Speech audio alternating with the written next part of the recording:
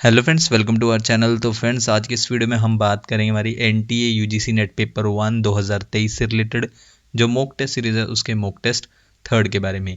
जहां पर फ्रेंड्स आज की इस वीडियो में हम कुछ एमसीक्यूज को डिस्कस करने वाले हैं जो कि आपके पेपर 1 के एग्ज़ाम के पॉइंट ऑफ व्यू से काफ़ी हेल्पफुल रहने वाले हैं। और साथ ही साथ फ्रेंड्स, अगर आप किसी भी गवर्नमेंट एग्ज़ाम की तैयारी कर रहे हैं तो उन स्टूडेंट्स के लिए भी ये वीडियो काफ़ी हेल्पफुल रहने वाली है। और इसके अलावा फ्रेंड्स, इन सभी एमसीक्यूज़ की फ्री ऑफ कॉस्ट पीडीएफ के लिए आप हमारे टेलीग्राम ग्रुप को ज्वाइन कर सकते हैं। फ्रेंड्स, हम अपने डायरेक्ट फर्स्ट क्वेश्चन पर चलते हैं, जहां पर आज का हमारा पहला क्वेश्चन है। एज पर UNESCO United Nations Educational Scientific and Cultural Organization, India will achieve universal literacy in the year dash, यानी कि यूनेस्को, जिसका फुल फॉर्म है हिंदी में संयुक्त राष्ट्र शैक्षिक, वैज्ञानिक और सांस्कृतिक संगठन के अनुसार भारत किस वर्ष तक सार्वभौमिक साक्षरता हासिल करेगा। इनमें से फ्रेंड्स यूनेस्को के अकॉर्डिंग जो है इंडिया अचीव करेगा यूनिवर्सल लिटरेसी कौन से साल तक? इनमें से ऑप्शन सी 2060 तक। तो इस क्वेश्चन के लिए करेक्ट आंसर हुआ ऑप्शन सी 2060। इस क्वेश्चन को फ्रेंड्स हम थोड़ा डिस्कस कर लेते हैं। सबसे पहले तो इंटरनेशनल लिटरेसी डे यानी कि अंतर्राष्ट्रीय साक्षरता दिवस, इसको हर साल सेलिब्रेट किया जाता है 8 सितंबर को। इसके बाद इंटरनेशनल लिटरेसी डे की स्थापना की गई थी, जहां पर इसकी घोषणा की गई थी United Nations Educational Scientific and Cultural Organization, in short UNESCO द्वारा, कब? 1966 में। इसके बाद पहला जो इंटरनेशनल लिटरेसी डे था उसको सेलिब्रेट किया गया था 1967 में। देन इसके बाद फ्रेंड्स इंटरनेशनल लिटरेसी डे का थीम क्या है 2022 का? क्योंकि फ्रेंड्स अक्सर जो है थीम से रिलेटेड क्वेश्चंस एग्जाम में पूछे जाते हैं। तो इंटरनेशनल लिटरेसी डे यानी कि इस साल का थीम क्या है 2022 का? Transforming literacy learning spaces. तो ये थीम है इंटरनेशनल लिटरेसी डे 2022 का। इसके बाद फ्रेंड्स इसी क्वेश्चन से रिलेटेड हमारा एक और इम्पॉर्टेंट पॉइंट है, जहां पर नेशनल लिटरेसी मिशन, इसकी शुरुआत कब हुई थी? 1988 में, जिसको जो है साक्षर भारत प्रोग्राम के नाम से जाना जाता है और इसको रन किया जाता है, चलाया जाता है नेशनल लिटरेसी मिशन अथॉरिटी द्वारा। किसे? साक्षर भारत प्रोग्राम को। इसके बाद अगर हम 2011 के सेंसस के अकॉर्डिंग बात करें, जहां पर इंडिया का लिटरेसी रेट कितना था? 74.04%, जिसमें से मेल का लिटरेसी रेट यानी कि साक्षरता दर कितना था? 82.14% और 65.46% है फीमेल्स का। किसके अकॉर्डिंग? सेंसस 2011 के अकॉर्डिंग, जहां पर केरल टॉप पोजीशन पर रहा 93.91% लिटरेसी रेट के साथ।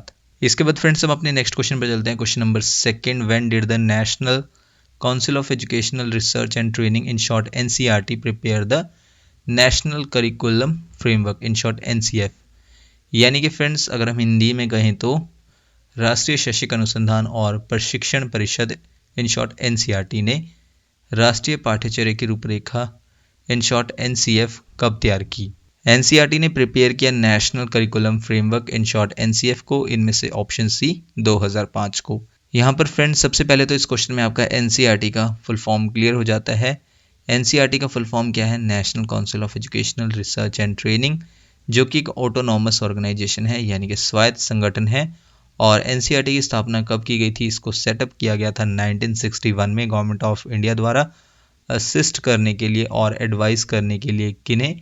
सेंट्रल और स्टेट गवर्नमेंट्स को पॉलिसीज़ पर, प्रोग्राम्स पर। किसके लिए? क्वालिटेटिव इम्प्रूवमेंट के लिए, यानी कि गुणात्मक सुधार के लिए। कहाँ पर? स्कूल एजुकेशन में। इसके बाद फ्रेंड्स अगर हम मेजर ऑब्जेक्टिव्स के बारे में बात करें, यानी कि मुख्य उद्देश्यों के बारे में बात करें, किसके? एनसीईआरटी के।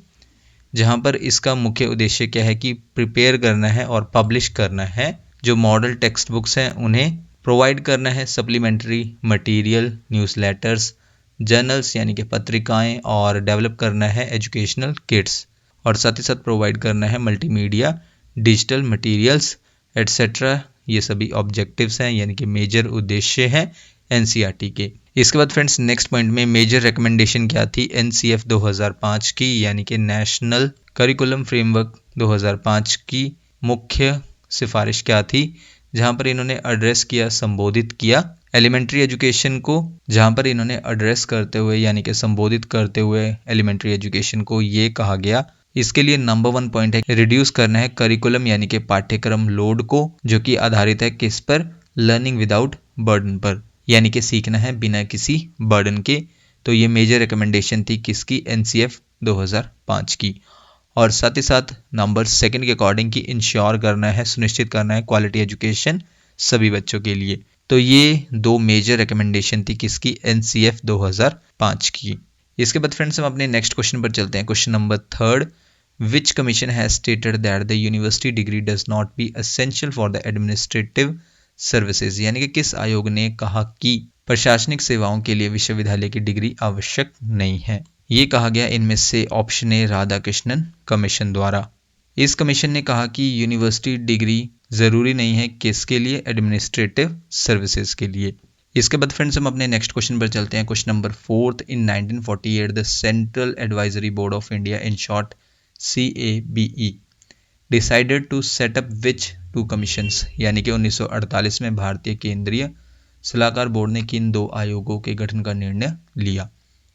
जहां पर फ्रेंड्स नंबर 1 है राधाकृष्णन कमीशन, सेकंड है मुदालियर कमीशन, थर्ड पर कोठारी कमीशन, फोर्थ पर है हंटर कमीशन।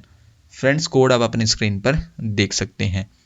इनमें से करेक्ट कोड है कोड ए। कोड ए के अकॉर्डिंग क्या है, फर्स्ट और सेकंड। फर्स्ट पर है राधाकृष्णन कमीशन और सेकंड पर है मुदालियर कमीशन। जहां पर 1948 में central Advisory Board of India ने डिसाइड किया कि सेटअप किया जाएगा इन 2 कमीशंस को। कौन कौन से, राधाकृष्णन कमीशन और मुदालियर कमीशन। इस क्वेश्चन को भी फ्रेंड्स हम थोड़ा डिस्कस कर लेते हैं। सबसे पहले तो राधाकृष्णन कमीशन के बारे में बात करेंगे, जिसको जो है यूनिवर्सिटी एजुकेशन कमीशन 1948 टू 1949 के नाम से भी जाना जाता है।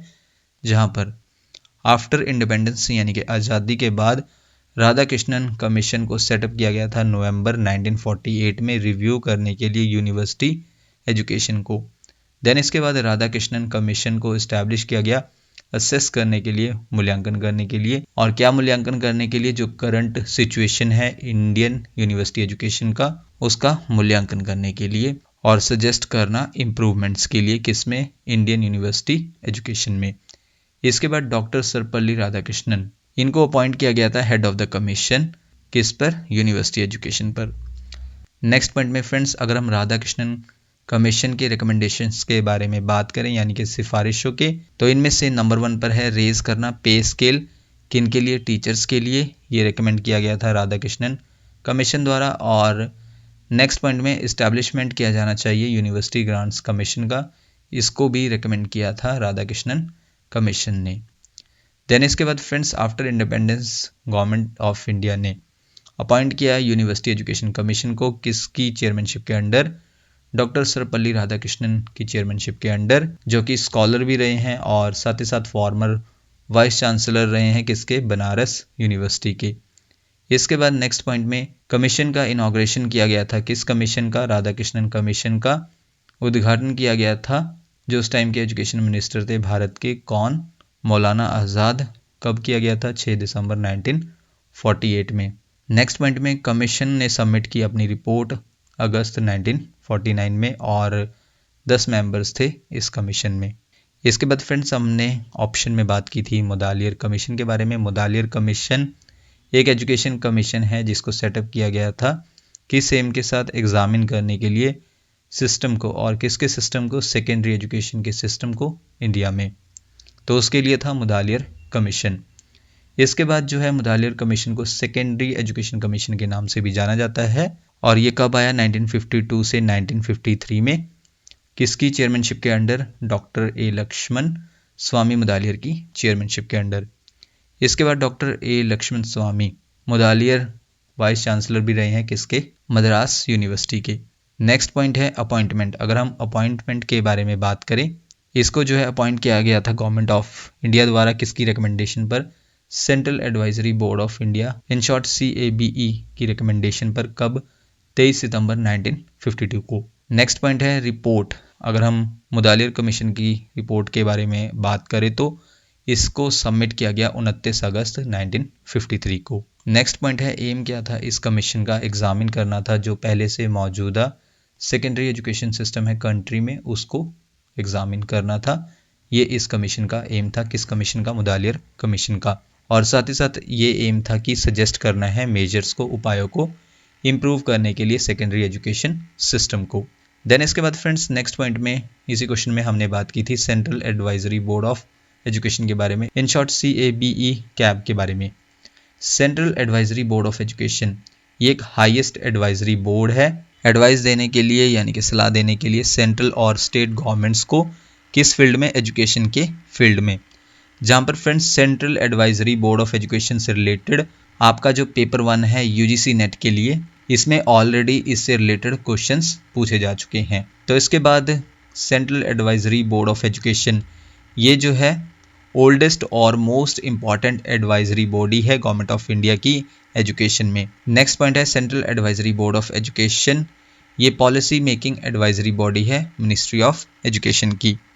इसके बाद फ्रेंड्स इसको जो है सबसे पहले तो इस्टेब्लिश किया गया था 1920 में, किसको, central Advisory Board of education को, और इसको बंद कर दिया गया, डिसॉल्व हो गया ये 1923 में। किस वजह से, फाइनेंशियल क्राइसिस की वजह से। देन इसके बाद इसको फिर से रिवाइव किया गया यानी कि पुनर्जीवित किया गया 1935 में, और तब से जो है ये अब तक एग्जिस्टेंस में है, अस्तित्व में है। इसके बाद फ्रेंड्स इसी क्वेश्चन से रिलेटेड हमारा लास्ट पॉइंट है, जो आइडिया है कि central Advisory Board of education होना चाहिए, ये सबसे पहले जो है फॉरवर्ड किया गया था कैलकाटा यूनिवर्सिटी कमीशन 1917 to 19 द्वारा। देन इसके बाद फ्रेंड्स हम अपने नेक्स्ट क्वेश्चन पर चलते हैं। क्वेश्चन नंबर 5 है, विच committee recommended the setup of IITs along the lines of the Massachusetts Institute of Technology, in short MIT। यानी कि friends Massachusetts institute of technology की तर्ज पर किस समिति ने IIT की स्थापना की सिफारिश की। इनमें से वो कमेटी थी ऑप्शन डी नलिनी रंजन सरकार कमेटी, जहां पर Massachusetts institute of technology in short MIT की तर्ज पर इस समिति ने, किस समिति ने, नलिनी रंजन सरकार कमेटी ने IIT की स्थापना की सिफारिश की, यानी कि इंडियन इंस्टीट्यूट ऑफ टेक्नोलॉजी की स्थापना की सिफारिश की। किसने, नलिनी रंजन सरकार कमेटी ने। इसके बाद फ्रेंड्स नलिनी रंजन सरकार ये जो है एक इंडियन बिजनेसमैन, इंडस्ट्रियलिस्ट, इकोनॉमिस्ट और पब्लिक लीडर भी रहे हैं। इसके बाद नेक्स्ट पॉइंट में सरकार कमेटी रिपोर्ट जो है वो रिस्पॉन्सिबल है किसके इस्टेब्लिशमेंट के लिए, 4 Indian institutes of technology, in short 4 IITs के इस्टेब्लिशमेंट के लिए। इसके बाद जो नलिनी रंजन सरकार हैं उन्होंने एक्ट किया है vice president of National Council of Education Bengal के रूप में, और साथ ही साथ कंट्रीब्यूट किया है स्प्रेड करने में एजुकेशन को भारत में। और इसके बाद नेक्स्ट पॉइंट में ये प्रो चांसलर भी रहे हैं दिल्ली यूनिवर्सिटी के, किस दौरान, यानी कि किस पीरियड के दौरान, 1941 to 1942 के बीच जो हैं ये प्रो चांसलर रहे हैं किसके, दिल्ली यूनिवर्सिटी के, और साथ ही साथ ये बनारस हिंदू यूनिवर्सिटी के भी प्रो चांसलर रहे हैं।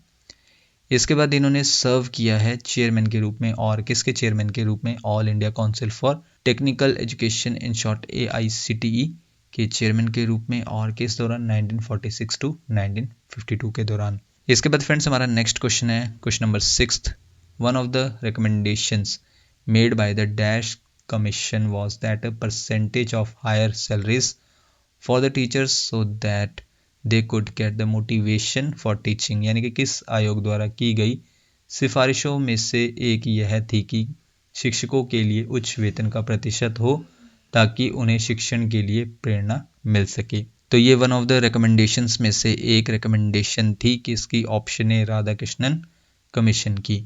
जहाँ पर फ्रेंड्स हम राधाकृष्णन कमीशन को यूनिवर्सिटी एजुकेशन कमीशन 1948 to 1949 के नाम से भी जानते हैं, और साथ ही साथ इस कमीशन ने ये सिफारिश की थी कि शिक्षकों के लिए उच्च वेतन का प्रतिशत हो ताकि उन्हें शिक्षण के लिए प्रेरणा मिल सके, कि हायर सैलरीज हो टीचर्स के लिए ताकि उनको मोटिवेशन मिल सके टीचिंग के लिए। तो ये रिकमेंडेशन की गई थी राधाकृष्णन कमीशन द्वारा। इसके बाद फ्रेंड्स हम अपने नेक्स्ट क्वेश्चन पर चलते हैं। Question number 7, which policy also called for the creation of a rural university model based on Mahatma Gandhi's philosophy to promote economic and social development at the grass roots level in rural India. यानी कि किस नीति ने ग्रामीण भारत में ज़मीनी स्तर पर आर्थिक और सामाजिक विकास को बढ़ावा देने के लिए महात्मा गांधी के दर्शन पर आधारित ग्रामीण विश्वविद्यालय मॉडल के निर्माण का भी आह्वान किया। इनमें से वो पॉलिसी है option B National Policy on Education 1986। इसने जो है क्रिएशन किया रूरल यूनिवर्सिटी मॉडल का, यानी कि ग्रामीण विश्वविद्यालय मॉडल का, जो कि आधारित था किस पर, महात्मा गांधी जी की फिलॉसफी पर, ताकि प्रमोट किया जा सके, यानी कि प्रमोट करने के लिए इकोनॉमिक और सोशल डेवलपमेंट को ग्रामीण भारत में, रूरल इंडिया में, ग्रास रूट्स लेवल पर। इसके बाद फ्रेंड्स आज का हमारा लास्ट क्वेश्चन है, question number 8, which policy launched Operation Blackboard to improve primary schools nationwide, यानी कि देश भर में प्राथमिक विद्यालयों को बेहतर बनाने के लिए किस नीति ने ऑपरेशन ब्लैक बोर्ड शुरू किया। इनमें से वो पॉलिसी थी option B, National Policy on Education 1986 ने जो है लॉन्च किया ऑपरेशन ब्लैक बोर्ड इम्प्रूव करने के लिए प्राइमरी स्कूल्स को नेशन वाइड, यानी कि पूरे राष्ट्र में। जहाँ पर friends national Policy on Education 1986, इस पॉलिसी का एम क्या था कि स्पेशल जो है जोर देना है रिमूवल पर, यानी कि, और किसके रिमूवल पर, यानी कि किसको हटाना है, डिसपैरिटीज को, यानी कि असमानताओं को, और साथ ही साथ इक्वलाइज करना है एजुकेशनल अपॉर्चुनिटी को, यानी कि समान शैक्षिक अवसर हो, जहाँ पर स्पेशली जो है जोर दिया गया असमानताओं को दूर करने के लिए, और साथ ही साथ इक्वलाइज करने के लिए एजुकेशनल अपॉर्चुनिटीज़ को इंडियन वुमेन के लिए, शेड्यूल्ड ट्राइब्स के लिए, इन शॉर्ट एसटीज़ के लिए, और साथ ही साथ scheduled caste, in short SC communities के लिए। इस पर फोकस किया गया था नेशनल पॉलिसी ऑन एजुकेशन 1986 द्वारा। तो फ्रेंड्स ये थी हमारी आज की वीडियो, जिसमें जो है हमने 8 MCQs को कवर किया। नेक्स्ट वीडियो फ्रेंड्स आपको जल्दी चैनल पर मिल जाएगी। So thank you friends for watching this video.